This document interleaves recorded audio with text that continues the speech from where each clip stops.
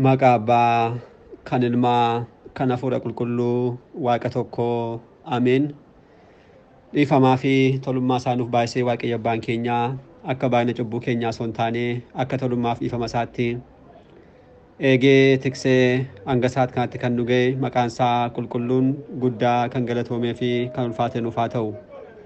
Maatiiwwan Waaqayyoo ijoolleen haala keenya qulqulleettii Dubroo Maariyaamii bakka adda addaa taa'uudhaan sagalee kana kan dhaggeeffattan hundumti keessan maqaa gooftaa keenyaaf fayyisaa keenyaa Iyyasuus Kiristoosiin nagaan isin gaafadhaa.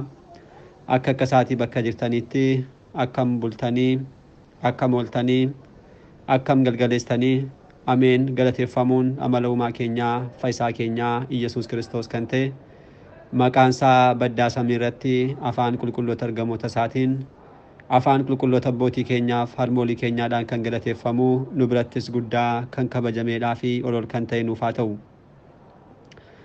Deessuu gooftaa keenyaa haadha hunduma keenyaa qulqulleettii Dubroo Maariyaamii akkasumas qulqulloota ergamoota Waaqayyoo qulqulloota abbootii keenyaaf harmoolii keenya hunduma isaaniidhaaf akka kennaa isaaniitti galannii fi ulfinni guddaan isaaniif haa ta'u.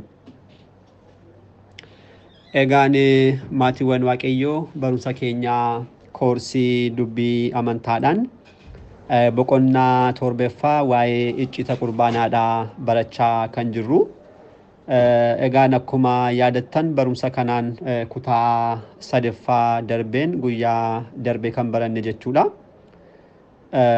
Qurbaanni kakuu haaraa maalidha kan jedhuun qabxiiwwan sadii barannee akka turre ni yaadattu. Qabxiiwwan sadan kun isaan kam turanii kan jalqabaa qurbaanni kakuu haaraa fooniif dhiiga Kiristoos isa dhugaadha. Gooftaan keenya kan inni duuka bootaaf kenne akkasumas immoo guyyaa irraa manni kiristaanaa keenya kan raawwattu fakkeenyaaf yookiin yaadannoodhaaf kan taasisu osoo hin taane isa dhugaa kan ta'e fooniif dhiiga gooftaa keenyaaf fayyisaa keenya Iyyasuus Kiristoosidha. Nyaannee dhugaa kan jirru isadha jennee kana baranneerraa kan lammaffaa immoo qurbaanni kakuu haaraa maalidha kan jedhuudhaaf lubbuu kan hin qabne akkasumas immoo waaqummaadhaan kan tokkoome yookiin immoo kan waloome kan tawaahade jennee kanas baranneerra guyyaarraa kan nyaannu kan dhugnu foonii fi dhiigni gooftaa keenya kana kan qabudha jechuudha. Foon qofaa miti, foon dhala namaa qofa osoo hin taane waaqummaadhaan tokko kan ta'edha jenneerra. Kan sadaffaa immoo kan baranne maal ture? Qurbaanni kakuu haaraa irra deddeebine fudhachuu kan dandeenyu ta'uusaa. Kanas baranneerra. Nam tokko takkaa nyaadheeraa takkaa fudhadheera jenne adda kunnee kan dhiyeessu osoo hin taane yoomuu taanaan irra deddeebinee fudhachuu akka qabnu. Inni kun sirna mana kiristaanaatti bal'inaan kan ka'u yoo ta'eyyuu kiristaanni tokko garuu yeroo hundumaa qorrobuu akka qabu al tokko qofa akka cuubbaa takkaa qofa cuubamuudhaan kan hafnu osoo hin taane yeroo hundumaa nyaachuu dhuguu akka qabnudha. Kanadha kan baranne. Guyyaa har'aa immoo kutaa afuraffaa barumsa kanaa kan ta'u kakuu haaraatti egaa qurbaanni maaliif barbaachise kan jedhu immoo har'aa kan ilaaludha kan ta'u. Waaqayyo Abbaan keenya icciitii isaa ibsee nu barsiisuun fedhaa fi eeyyama isaa nuuf haa ta'u. Egaa wantoonni raawwannu hundumtuu barbaachisummaa ni qabu. Callisneetuma kan raawwannu miti tarii qurbaanaa jireenya kanaanis baay'ooliin obbolaawwan keenya keessa waanta jirtaniidhaaf barbaachisummaan qurbaanaa kanadha jedhanii guyyaadhaa taphachuun illee isa dhugaa dubbachuudhaaf barumsa keessaa hambisuu hin qabnu jennee beekuu waanta qabnuudhaaf akka kaasnuuf malee kuni haaraadha jennee illee iyyaannu. Haa ta'uti garuu barbaachisummaan qurbaanaa maalidha jennee yeroo kaasnu walumatti qabnee gaafa kaasnu qurbaanni barbaachisummaan isaa kanadha jennee lakkoofneef xumuruu hin dandeenyu. Lakkoofne kana jennee xumuruu hin dandeenyu. Akkasaa ta'u malee barbaachisummaa isaa immoo kakuu haaraatti maaliif raawwanna kan jedhuudhaaf immoo qabxiiwwan muraasa kaasnee ilaaluudhaaf yaalla. Qabxiiwwan kana keessaa kan jalqabaa qabxii jalqabaa kan ta'u dhiifama cubbuu argachuuf qurbaanni barbaachisaadha kakuu haaraatti. Galannii fi ulfinni isaaf haa ta'uti.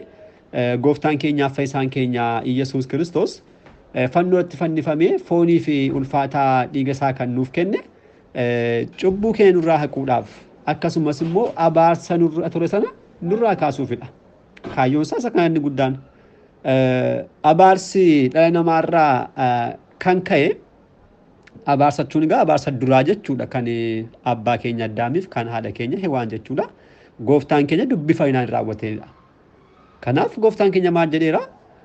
Halkan guyyaa kamisaa gaafa foonsaa fi dhiigasaa qulqulloota duukaa bu'uusaadhaaf gaafa laatu akkuma ilaalaa turre wangeela Maatewos boqonnaa 26 lakkoofsa 26 kaasnee amma 27tti yeroo darbes kaasneerra maal jedhee ture? Kitaabni akkas jechuudhaan dubbata.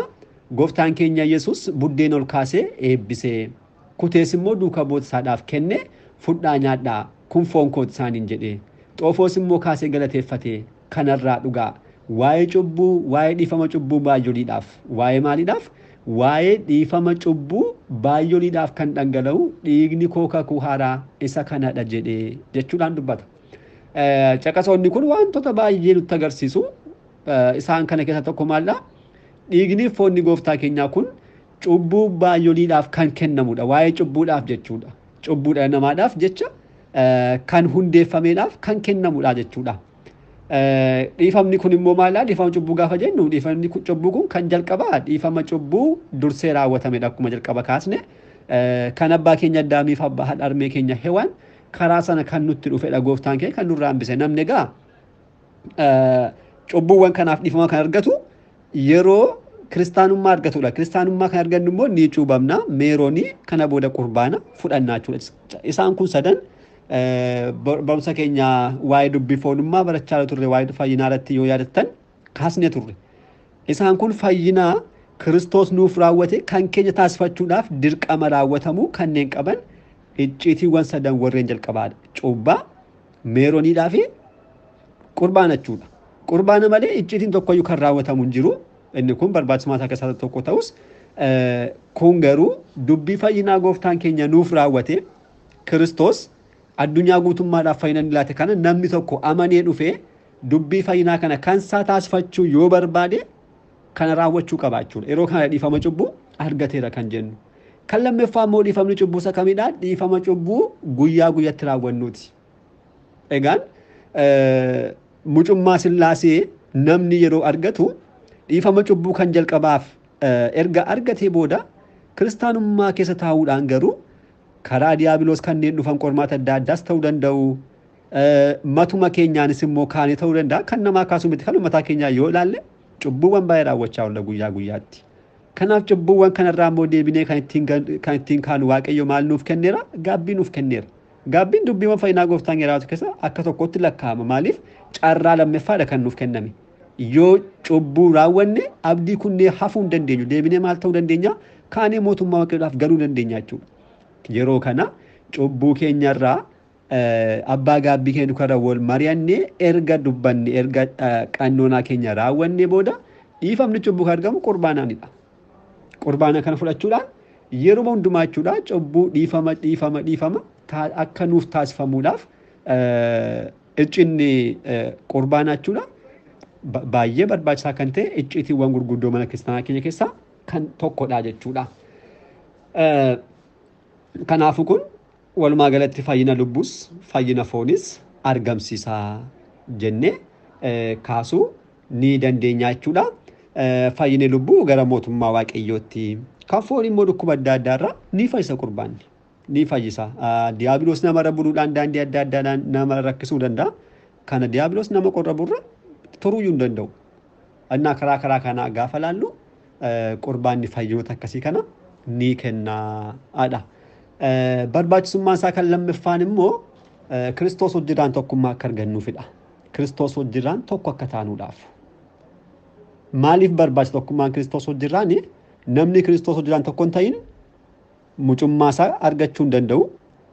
Deebi'ee mucummaa isaa kan arganne immoo mootummaa Waaqayyoo galuu hin danda'u. Kiristoos wajjiraan tokko kan hin taane, Kiristoos isa keessa kan hin jiraanne mootummaa Kiristoos galuu hin danda'u jechuudha. Jalqabumarraa gaafa kaanu kiristaana jennee erga waamamneetu kiristaana jechuun maal jechuudha? Maqaa Kiristoosiin kan hundaa'edha. Kiristoos wajjiraan tokkummaadhaaf gamtaa kan qabu jechuudha kiristaana jechuun. Kiristoos wajjiraan maal kan qabu? Gamtaadhaaf tokkummaa kan qabudha. Tokkummaan kun tokkummaa akkamiiti? Tokkummaa kana ilaalchee gooftaan keenya yeroo kadhatu Geetsemaan jechuudha. Akkas jechuudhaan dubbateera. Wangeelaa Yohaannis boqonnaa 17 lakkoofsa 21 hanga 23 kan jiru yeroo dubbisnu maal jedha? Ati yaa Abbaa ana keessa akkuma jirtu anis si keessa akkan jiru isaanis immoo nu waliin tokko akka taa'inaaf sin kadhadhaa jechuudhaan waa'ee tokkummaa nuti Kiristoos hojjetaan akka qabaannuudhaaf kiristaanota hundumaadhaaf gooftaan keenya haala kanaatiin dubbateera. Tokkummaan kun kan dhufu gaa kallattiimaan fooniif dhiiga Kiristoosinidha. Yeroo dhiiga Kiristoosidhaaf foon Kiristoos fudhannu nyaannee yeroo dhugnu Kiristoos nu keessa nuti immoo isa keessa jiraanna jechuudha. Kanaafidha gooftaan keenya maal jedheera? Foon koo nyaata isa dhugaa, dhiigni koo immoo dhugaatii isa dhugaadha. Foon koo kan nyaatu dhiiga koos kan dhugu ana keessa jiraata. Anis immoo maalin ta'a? Isa keessan jiraadha jechuudhaan kan dubbate jechuudha. Wangeela Yohaannis boqonnaa 6 lakkoofsa 55 kaasne hanga 56 yoo dubbisne kan ni arganna. Kanaaf tokkummaan nuti Kiristoos hojjetaan qabaachuu dandeenyu, argachuu dandeenyu karaa kamiidha? Karaa dhiigaa foon gooftaa keenyaa fayyisaa keenya Yesuus Kiristoosidha jechuudha. Maaliif innumtuu dubbatedha kunoo? Foon koo kan nyaatu ana keessa jiraata. Anis immoo isa keessan jiraadha. Dhiiga koo kan dhugus akkasuma ana keessa jiraata. Anis immoo isa keessan jiraadha jechuudhaan gooftaan keenya dubbateera jechuudha. Yeroo kana taasisnu gaa yeroo hundumaa dhiigaa foon Kiristoos kan nyaannu kan dhugnu yoo taane isa wajjirraan jiraannaa jechuudha. Kan immoo kan taasifamu al tokko qofaa miti. Al tokko nyaannee dhugnee Kiristoos ala kanatti nu keessa jiraatachuu keenya miti. Innumti kan dubbate caqasammaa yoo keessa seennee sirriitti yoo laalle wanti kun yeroo hundumaa raawwatamuu akka qabudha. Kiristoos kan dubbate maal jedha? Iddoo amma dubbisne jechuudha. Kanuma maal irra deebi'ee dubbisu sirriitti gaafa laallu maal jedha? Foon koo kan nyaatu dhiiga koo kan dhugu jedha. Kana jechuun foon koo kan nyaate dhiiga koo kan dhuge hin jiru. Inni kun wanta al tokko raawwatamee dhiifamuu danda'udha. Kun garuu yeroo hundumaa kan raawwatamudha kan agarsiisu maal jedha? Foon koo kan nyaatu dhiiga koos immoo kan dhugu. Yeroo hundumaa kan nyaatuuf kan dhugu jechuudha. Kan akkasii keessa Kiristoos hin jiraata. Innis immoo Kiristoos hojjetaan jiraata jechuudha. Kanaaf icciitii kana raawwanne isa dhugaadha. Kiristoos hojjetaan tokkummaa qabaachuudhaaf Kiristoos nu keessa akka jiraatuuf nutis immoo isa wajjiraan akka jiraannuudhaaf kan kenname nu qofaafidha. Dhala namaa qofaaf jechuudha. Kiristoos wanta akkasii kana kan laate dhala namaa qofaafidha. Unkaan nyaachuu dhuguu mitiitu qulqulloonni ergamoonni Waaqayyoo harkaan qabuu hin danda'an. Harka isaan jechuudha. Foon Kiristoos qabuu hin danda'an. Nuuf garuu Kiristoos aangoo kan hundumaa nuuf laateera. Kan ammoo ammam keenyatti akka hubannee jirru mataa keenya yeroo gaafannu isa dhugaadha faallaa kana ta'etu arganna. Kiristoos jaalala amma kanaatti jaallatee jechuudha. Ergamootaa olitti. Foonsaaf dhiiga isaa akka nyaannuudhaaf kan jaallatee kanaaf kitaabni qulqulluun maal jedha? Lubbuu isaa michootaaf dabarsee kennuurra kan caalu jaalalli eenyuufiyyuu hin jiru jechuudhaan innumti Kiristoos mataa isaatiin dubbateera. Wangeela Yohaannis boqonnaa 15 lakkoofsa 13.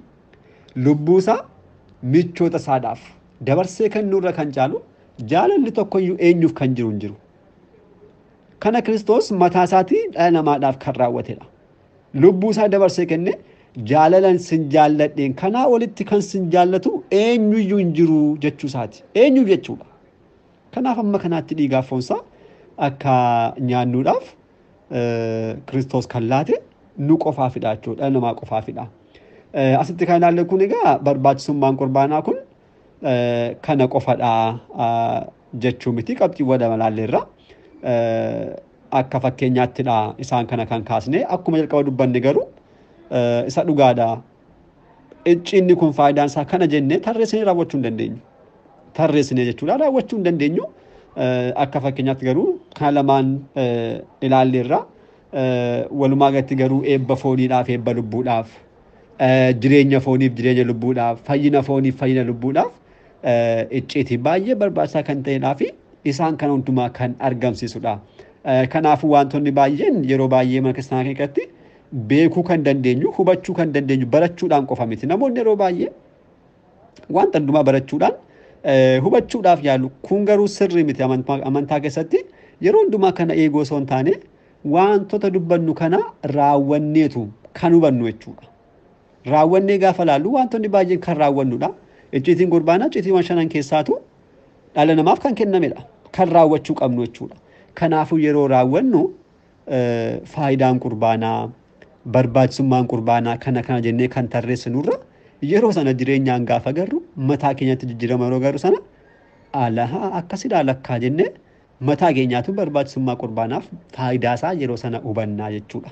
Kanaafuu kanneen nuuf kennaman kana hundumaa raawwachuu kan qabu numa mataa keenya jechuudha. Dhala namaadhaaf kennamee dhalli namaa kana raawwachuu danda'uutii qabna.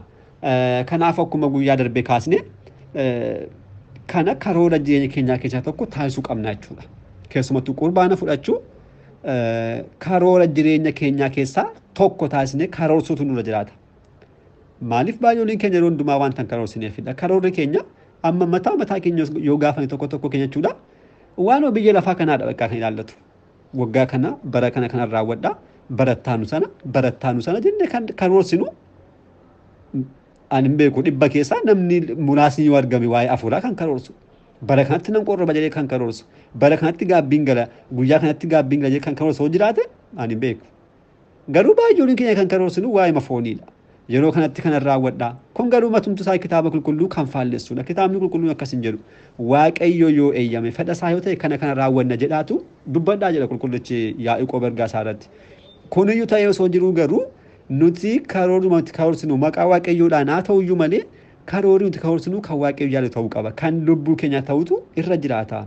Callisneetuma waa'ee foonii yaaduudhaan kan deddeebinu ta'e kan foonii yoomuu taanaan ni dhaabata. Ni dhaabata wanta barbaanne yoo raawwanne akkuma garaa harmee keenyaa keessaa qullaa baane qullaa keenya deebinee ammas boolla keessa galuudhaaf jirra. Kun beekamaadha. Tarii nu hordofee kan jiru jechuudha. Nu hordofee amma dhaqatee murtiidhaaf nu dhaabutti nu wajjiraan kan deemu hojiiwwan nuti guyyaa irraa biyya lafaa irratti raawwannudha. Qabeenyaan keenya, manni keenya, maal keenya tokkoyyuu nu wajjiraan kan ba'u hin jiru. Manni bahee dhaqee nama abbaasaa deemee waan hin jiru ammoo naatti qarshiin bahee waales hin jiru hundumtuu ni beenna. Garuu kan hundumaa osoo beennu jireenya keenya wanta biraadhaaf kennuun barbaachisaa miti. Kiristaanummaa keessa taa'uu qofaan kan hundumaa qulqullummaa qajeelummaa argachuun kiristaana ta'uu qofaadhaan kan argamu miti. Raawwachuun irraatu eegamaa jechuudha. Kiristaanummaan kan dubbatu hundumaa kan inni barsiisu hundumaa karoora itti baasne karoora baasuudhaan kana raawwachuu danda'utu nurra jiraata jechuudha. Kun sababa hin barbaachisu biyya ni jiraadhu kun hin jiru jennee kanaa sababa dhiyeessuu hin qabnu. Isa dhugaa dubbachuudhaaf barumsa kana kanneen dhaggeeffannu baay'ooliin keenya bakka manni kiristaanaa jira jiraachuu dandeenya. Garuu kana mataasaayyuu qurbaanaaf sababa taasisnee dhiyeessuun nurraatu ni eegamu. Bakka ni jiraadhu manni kiristaanaa wanta hin jirreedhaaf hin qurbaana fudhadhu jennee dhiyeessuun nurraatu ni eegamu. Maaliif? Kana karoorsinee amma ta'etti deemnee raawwannee deebi'uu ni danda'ama. Yoo hafe immoo deemnee jireenya keenya kana si daddafnee xumurre gara sanatti deemnee kiristaanummaadhaan jireenya waaqayyo jiraachuu jireenya sana wajjirraan haala kanaatti jiraachuu ni dandeenya jechuudha. Kanaaf sana taanaan sababa taasisuun nurraatu hin eegamu. Sababni faayidaa waan hin qabneedhaaf jechuudha. Yoomuu taanaan kan barannu hundumaa gara hojiitti akka jijjiiruudhaaf karoora keenya keessa galchine ittiin jijjiiramuu danda'uun nurraa jiraadha. Barumsi keenya guyyaarraa asuma irratti nu haa ga'u kutaattaanu fakkeenyota icciitii qurbaanaadha qabannee kan dhiyaannu. Kanarraa kan nu barsiise abbaa sagalichaa kan ta'e waaqayyo abbaa keenyaaf galannii fi ulfinni guddaan isaaf haa ta'u. Nutis immoo kan dhageenyeen firii gaarii akka ittiin oomishnu gargaarsa uumaa keenyaa nuuf haa baay'atu. Kutaattaanuun hanga deebinutti nagaa waaqayyootiin turtii gaarii galanni waaqayyoof.